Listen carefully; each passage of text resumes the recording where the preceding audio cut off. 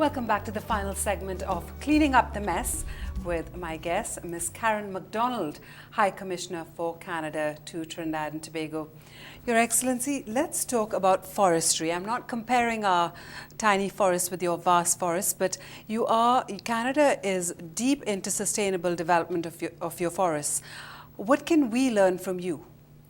Well, in Canada, sustainable forest management means making sure that Canadians have access to forest products, so building materials, pulp and paper for paper products, but at the same time making sure that we're preserving the forests and the vitality of the forest for future generations. So as in all things, it's a balancing act.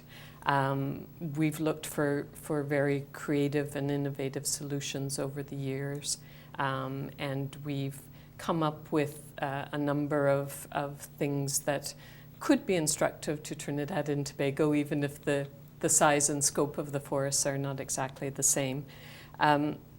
For example, any timber company who is harvesting wood off Crown-owned land has to submit a plan for approval on how they are going to reforest that land. Otherwise, they don't get to harvest. And replanting of forests has become actually a major industry and a source of summertime employment for students. You will often see huge groups of students replanting trees throughout the country.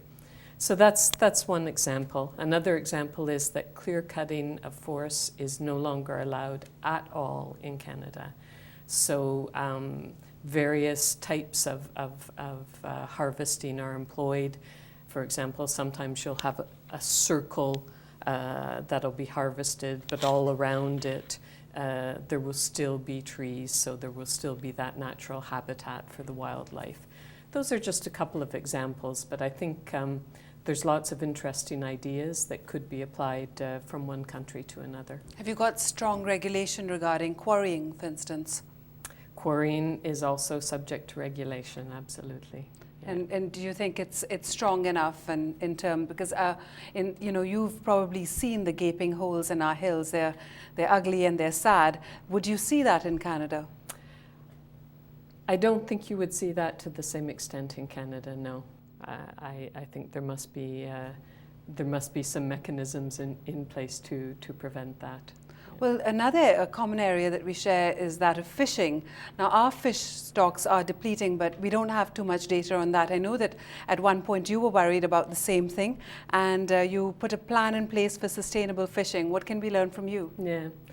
It's funny that sometimes it takes a crisis to impel people and governments to action. And there was a time not so long ago when our cod stocks and our halibut stocks were in very serious danger of being depleted. And so government stepped in, started working with industry to develop a sustainable fishing policy. And it's not rocket science. When the stocks are low, you don't fish so much.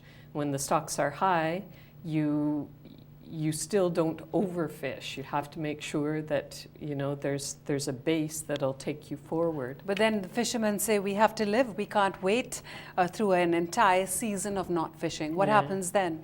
Well, I think everyone has to take a little bit of a longer perspective. If the fisher folk are allowed to overfish, yes, they might have enough food to put on their tables this year, but maybe they won't be able to fish in 5 or 10 years because the stocks will be depleted. In Canada, there seems to be that recognition.